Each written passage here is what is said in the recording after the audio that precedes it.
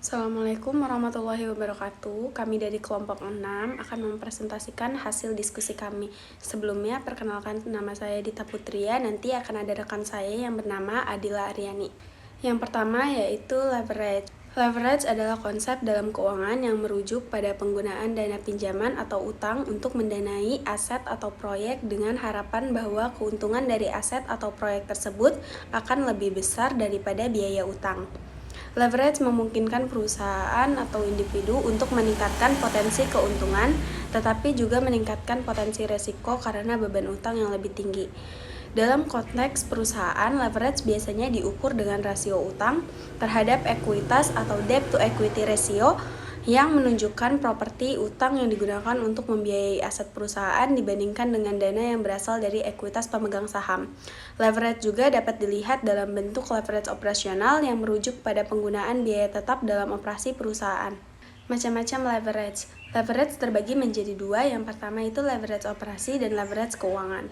Leverage operasi adalah kemampuan EBIT yang dimiliki oleh perusahaan untuk melakukan respon terhadap fluktuasi penjualan. Dan leverage keuangan adalah praktek pendanaan sebagian aktiva perusahaan dengan sekuritas yang menanggung beban pengembalian tetap dengan harapan bisa meningkatkan pengembalian akhir bagi pemegang saham. Selanjutnya yaitu kombinasi leverage keuangan dan leverage operasi. Di sini udah ada gambaran tentang bagaimana leverage kombinasi itu bekerja, mulai dari penjualan sampai nanti ke EBIT dan leverage total.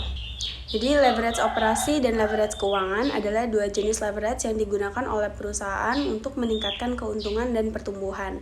Ketika keduanya digabungkan, mereka akan membentuk leverage total yang memberikan gambaran menyeluruh tentang resiko dan potensi pengembalian perusahaan. Kombinasi leverage keuangan dan operasi dalam berbagai tingkat dapat dikelola dari total exposure resiko perusahaan dalam menentukan tingkat resiko yang harus diterima dan tepat untuk membantu pejabat keuangan dalam pengetahuan atas berbagai ukuran leverage. Memang ada lini aktivitas komersial tertentu jika tingkat resiko bisnis yang tinggi dalam hal resiko keuangan akan meminimalkan fluktuasi pendapatan tambahan akibat perubahan penjualan, maka terjadi postur yang rendah. Sebaliknya, perusahaan yang memang secara alami mengakibatkan biaya operasi yang rendah dapat memilih penggunaan leverage keuangan yang tinggi agar bisa meningkatkan EPS dan pengembalian terhadap investasi ekuitas biasa. Contoh dari leverage, di sini ada dua mesin A dan mesin B. Mesin A menanggung beban bunga 100.000 dan mesin B 300.000. Sementara pajak diperhitungkan 40%, maka DFL bisa diperhitungkan sebagai berikut. Nah, di sini kita akan mencari DFL. Sebelumnya di sini sudah ada tabel dari penjualan, biaya variabel, kontribusi margin, biaya tetap, EBIT, bunga, EBT, pajak 40%, dan EAT. Di sini sudah diketahui mesin A dan mesin B nominalnya berapa aja. Sekarang kita akan mencari DFL-nya.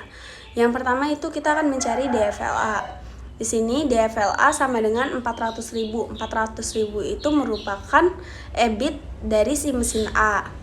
400.000 dibagi 400.000 dikurangi 100.000. 400.000-nya itu EBIT dikurangi 100.000-nya itu beban bunga. Jadi 400.000 dikurangi 100.000, berarti 400 dibagi 300 hasilnya itu 1,33. Nah, di sini ada penjelasannya. Dengan DFL 1,33 berarti apabila EBIT mengalami penurunan sebesar 50%, maka EAT akan turun 1,33 dikali 50% sama dengan 66,67%. Nah, dengan demikian EAT mesin A akan menjadi 60.000. Selanjutnya yaitu DFLB. DFLB ini DFL dari mesin B sama dengan 500.000. 500.000 itu merupakan EBIT-nya. 500.000 dibagi 500.000 dikurang 300.000. Berarti EBIT dikurangi sama bunga, sama dengan hasilnya 2,55. Penjelasannya juga sama seperti DFL pada mesin A.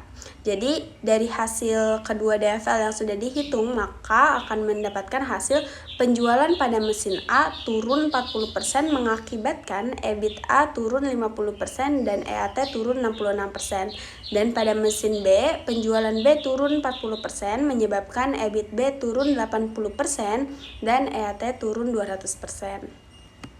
Mungkin itu saja yang dapat saya sampaikan, kurang lebihnya mohon maaf. Selanjutnya akan disampaikan oleh rekan saya. Selanjutnya, kita akan membahas materi di pertemuan 13. Pertemuan 13 membahas mengenai kebijakan dividen. Kebijakan dividen adalah keputusan apakah laba yang diperoleh perusahaan pada akhir tahun akan dibagi kepada pemegang saham dalam bentuk dividen atau akan ditahan untuk menambah modal guna membiayai investasi di masa yang akan datang. Terdapat 3 teori tentang kebijakan dividen yang menjelaskan bagaimana pengaruh besar kecilnya dividen payout ratio terhadap harga pasar saham. Teori yang pertama, Dividend Irrelevance Theory. Teori ini dikemukakan oleh Martin Miller dan Franco Modigliani bahwa kebijakan dividen tidak mempengaruhi harga saham perusahaan atau nilai perusahaan. Nilai perusahaan hanya ditentukan oleh kemampuan perusahaan untuk menghasilkan pendapatan dan resiko bisnis. Sedangkan bagaimana cara membagi arus pendapatan menjadi dividen dan laba ditahan tidak mempengaruhi nilai perusahaan. Teori yang kedua, Bird in the Hand Theory. Teori ini dikemukakan oleh Myron Garden dan John Liner. Berdasarkan Bird in the Hand Theory, kebijakan dividen berpengaruh positif terhadap harga pasar saham. Artinya, jika dividen dibagikan perusahaan semakin besar, maka harga pasar saham perusahaan tersebut akan semakin tinggi, dan sebaliknya. Hal ini terjadi karena pembagian dividen dapat mengurangi ketidakpastian yang dihadapi investor. Teori yang ketiga, Tax Preference Theory. Berdasarkan Tax Preference Theory, kebijakan dividen memiliki pengaruh negatif terhadap harga saham perusahaan. Semakin besar jumlah dividen yang dibagikan, semakin rendah harga pasar saham perusahaan. Hal ini disebabkan perbedaan tarif pajak antara dividen dan capital gain. Jika tarif pajak dividen lebih tinggi daripada pajak capital gain, investor lebih memilih perusahaan menahan laba untuk diinvestasikan kembali, yang diharapkan akan meningkatkan capital gain dengan pajak lebih rendah di masa depan. Akibatnya, banyak investor cenderung memilih saham dengan dividen kecil untuk menghindari pajak yang lebih tinggi. Pembahasan selanjutnya mengenai aspek kebijakan dividen. Yang pertama ada stabilitas dividen, yaitu pembayaran yang dilakukan atas dividen perusahaan stabil memiliki kemungkinan lebih baik dari waktu ke waktu jika terdapat perbandingan dengan perusahaan yang melakukan pembayaran dividen bersifat fluktuasi. Hal ini dilihat bahwa jika perusahaan yang membayar dividennya dengan stabil, mencerminkan bahwa keuangan perusahaan tersebut juga stabil. Tetapi sebaliknya, jika perusahaan dengan dividen tidak stabil, itu mencerminkan akan kondisi keuangan tersebut yang tidak stabil.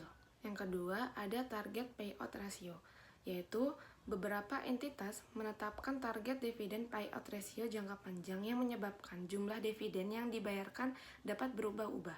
Entitas hanya akan meningkatkan dividen payout ratio jika keuntungan meningkat dan mereka yakin dapat mempertahankan keuntungan tersebut dalam jangka waktu yang lama. Yang ketiga, ada reguler dan extra dividen. Salah satu langkah bagi entitas dalam melakukan peningkatan dividen kas ialah dengan melakukan pemberian ekstra dividen di samping regular dividen. Kondisi ini umumnya dilakukan apabila keuntungan entitas bertambah tinggi namun bersifat tidak tetap. Jika tak mengalami penambahan entitas dividen yang diberikan pun berupa regular dividen saja. Pembahasan selanjutnya, dividen saham atau stok dividen. Dividen saham merupakan pembayaran dividen berbentuk saham untuk para investor. Dilihat berdasarkan perspektif entitas, dividen saham tak melebihi rekapitulasi perusahaan. Berarti ketika dividen saham dibagikan, hal tersebut tak dapat mengubah besaran modal entitas melainkan struktur modalnya yang berubah. Penyebab entitas dalam melakukan pembagian dividen saham antara lain yaitu yang pertama, krisis likuiditas. Entitas tidak bisa membayar dividen tunai karena krisis likuiditas, dan pembagian dividen saham mengindikasikan kondisi keuangan jangka pendek yang buruk.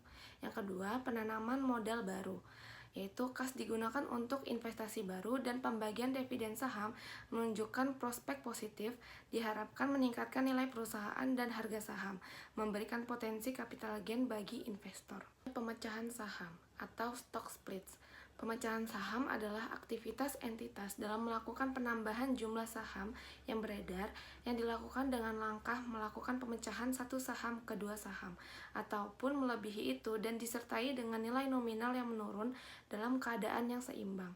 Aktivitas ini umumnya dilaksanakan oleh entitas jika harga pasar saham entitas terlalu tinggi. Pembelian saham kembali atau repurchase of stock. Pembelian kembali saham ialah sebagian dari keputusan dividen. Keputusan tersebut dicapai jika entitas memiliki kas yang lebih sedangkan tak terdapat kesempatan dalam melakukan penanaman modal yang dapat memberikan keuntungan. Berdasarkan hal tersebut, maka entitas bisa menggunakan anggaran yang ada agar dilakukan pembagian sebagai dividen serta guna melakukan pembelian kembali saham yang beredar. Sekian pembahasan dari kelompok saya mengenai leverage dan kebijakan dividen. Saya akhiri. Wassalamualaikum warahmatullahi wabarakatuh.